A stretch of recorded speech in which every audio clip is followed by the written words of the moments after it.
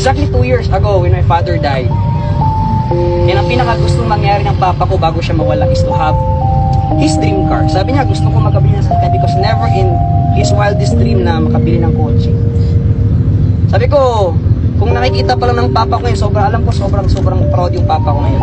Yes! Diba? Because I know for sure na hindi man niya naabutan yung success na gusto niyang mangyari sa akin, but I know for sure, alam ko nakikita niya yung success na meron ako ngayon. Sa lahat ng dito right now, let this be a wake-up call para sa atin, no? Habang buhay pa yung mga mahal natin sa buhay. Na ilaban mo lang yung gusto mo mangyari, ilaban mo lang yung goal, ilaban mo lang yung buhay na gusto mo.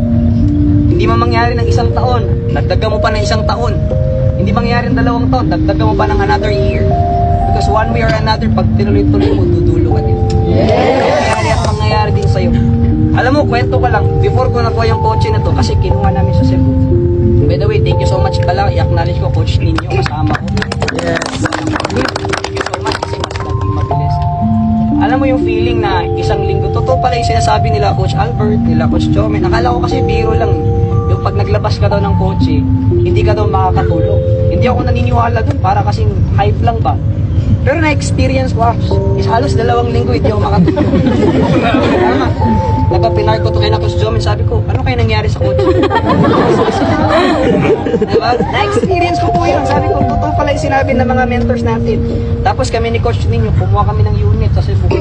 Sabi niya, bro, ang aga mo nagigising. 3:00 ng madaling araw, gising ka na. Sabi niya sa akin.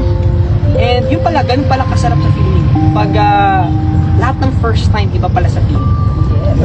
And ang pinakamalupit, aside sa pagkuha ko ng unit na to, umiyak yung parents, umiyak yung mama ko. And yun yung pinakabagay na feeling ko, masasabi ko na lahat ng pagod, lahat ng sacrifices, bayad. Pag yung mama mo, diba? Doon ko po na-realize na masarap palang payakin yung parents, hindi sa consideration, but sa inspiration. Then dating pangarap niya na, sabi niya sa akin, anak, hanggang ngayon, hindi pa nagsisingin sa akin na unti-unti mo nang na-achieve yung goal. Kasi dati palamunin ka lang. Dati nakikingi ka lang naman sa akin eh. Dati lakwatsero ka lang naman. And who would have thought na, kasi ako yung pinakapangalis, pinakabunso. Who would have thought na ikaw yung makaka-achieve na mga ganyang bagay. And that is because of our effective online system. Palakpakan yun mga po. Yun yung sarap sa feeling. Sinakay ko yung parents ko. Kumain kami, nag-dinner kami. And one thing I realize, lahat pala ng pagod, lahat pala ng puyat, lahat pala ng challenges at discouragement, once nakikita mo na yung ngiti ng mga parents mo, unti-unti nawawala. Unti-unti mo nare-realize na buti na lang nag-sacrifice ako, na buti na lang ginawa ko yung best ko. Kasi kung hindi, baka hanggang ngayon, naghihirap pa dyan, baka hanggang ngayon, wala to eh. Diba? So, sa lahat ng nandito, no, before I end my message, kasi alam kong medyo mainit, sa lahat ng nandito right now, hindi ko kayo kilala personally, hindi ko kayo kilala ng talagang sobrang close, but I know for sure na at some point may mga challenges kami na pinagdadaanan sa business. Kakasimula mo pa lang, you're 1 month in the business, you're 2 months in the business, you're 1 year in the business, you're 2 years in the business, 3 years. Kung ano ka man status ng business, I know maraming challenges. Maraming challenges, maraming silent battles na ikaw lang yung nakakala.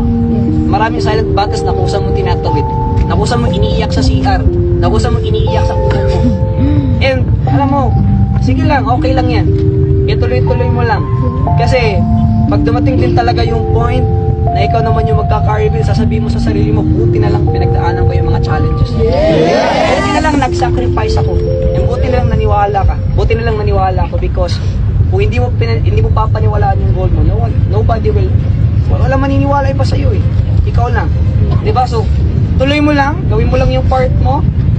Just plug into the system, huwag kang lumayo. Yung lagi sinasabi ng mga mentors natin, always attach yourself to the community. Kasi guys, yung community natin, hindi na question, we are the team top 1. Sobrang lakas, sobrang galing ng community natin. Ang goal mo na lang, ibibigay mo na lang yung best mo. Ang goal mo na lang, isasagad mo na yung hataw mo. Ang goal mo na lang, i-all out mo na lang yung negosyo mo. Yun na lang yung gagawin mo kasi lahat you just need to do your own part. You just need to do your own push up para pagdating ng araw, ikaw naman din magre-reveal ng coach mo. Kaya again, yun lang. And hopefully, again, this car is not just, it's not to brag, but Is this the testimony kung gaano kagaling sistema niya? And I know for sure, marami pa magkakaroon here. I know for sure na marami pa. Ano yun, magkakaroon na magandang resulta sa community natin. Basta magtuloy-tuloy na lang. Okay, maniwala ka sa